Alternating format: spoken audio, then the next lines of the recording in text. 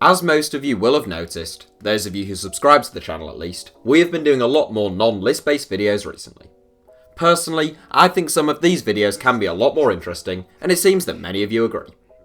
Today though, it comes with a disclaimer. For a lot of the players or topics that I'd like to do videos about, there aren't a lot of images available in our database, and that's the case today. As such, you might want to treat this video as more of a podcast, interesting to listen to, but with little benefit of actually watching. I'll do my best to use some relevant images, but I just wanted to give you a heads up on that front. Right, here we go.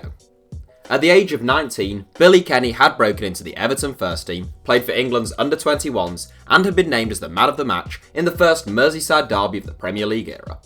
His father, Billy Kenny Sr., also played for Everton, struggling to ever establish himself at the club before carving out a career for himself in the lower leagues and in America. Kenny Jr., though, looked as certain for a great career as any youth player can. After dominating a Liverpool midfield featuring John Barnes, Steve McManaman and Jamie Redknapp, Everton were already looking at Kenny as the man to one day build their team around. As a youth player, Kenny's reputation on Merseyside had been rising from a young age, and it was no surprise when Howard Kendall handed him his debut at just 18. A fresh-faced Kenny took to England's top flight comfortably, often looking the most dangerous player in a markedly average Everton midfield at the time. However, it was in the first Merseyside derby of the Premier League era that the young Evertonian would grow from mere local youth starlet to national acclaim. Against a star-studded Liverpool midfield, Kenny was not fazed. In fact, he controlled the game. In Steve McManaman and Jamie Redknapp, Liverpool had two of the nation's brightest prospects, but when the 90 minutes were up, Kenny had well and truly eclipsed the duo, and the country recognised that England had a new star on their hands. In an Everton team distinctly lacking in creativity, with the obvious exception of Peter Beardsley, Kenny was the creative spark that they had been calling out for. Beardsley himself had nicknamed the youngster the Goodison Gaza, such was his balance, skill and vision. In truth, Kenny was more similar to someone like Roy Keane. Whilst he did possess the technical attributes mentioned above, he was also tough, dynamic and robust, even as a teenager, and in many ways the complete midfielder.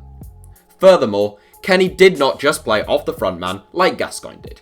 He took up a deeper role than that in the heart of the midfield, contributing to multiple phases of play capable of breaking up opposition attacks before launching the team into their own.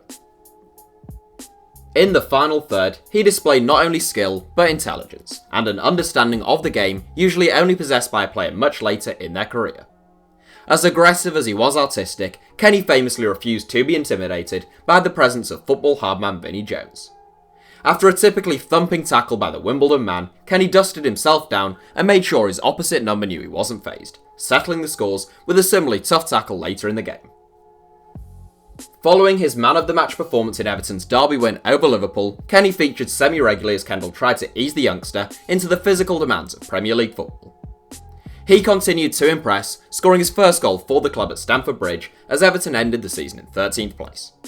Ahead of the 1993-94 campaign, Kenny's influence and importance was expected to rise further in the season in which he would celebrate his 20th birthday.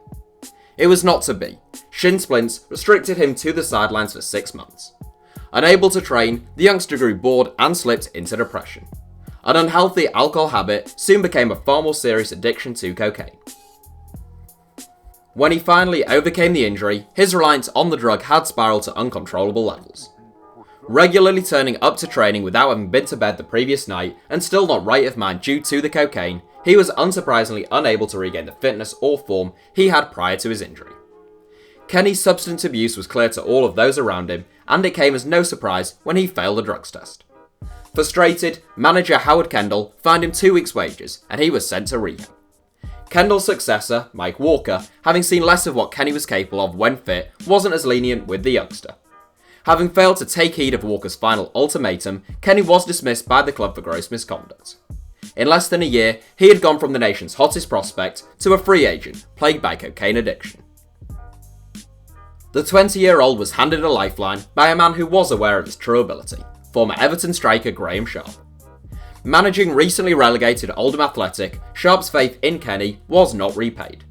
He failed to overcome his addiction and as such failed to get back in shape or play to anywhere near his full potential.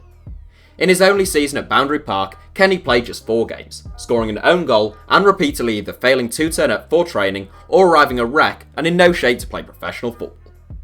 After less than a year at the club, having had a torrid time, Kenny's contract was terminated, once again for gross misconduct. The Oldham fans never saw his genius in action. At just 21, Kenny retired.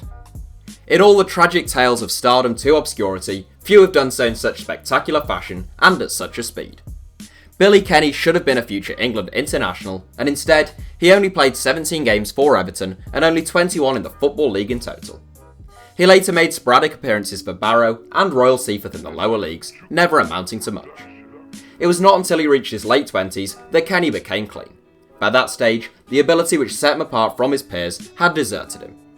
Billy Kenny has become an embodiment of wasted talent and remains the greatest evidence there is that ability on its own is never enough. Kenny is 45 now, but little seems to be known of his post-retirement fortunes. Naturally, we sincerely hope he was able to stay clean and is living his best life outside of the game. That's it for today's video. Thanks for watching, let us know your thoughts in the comments and any future video ideas you'd like to see from me. Give us a like if you enjoyed the video, and as always, make sure to subscribe to the channel and turn on notifications if you enjoy our content.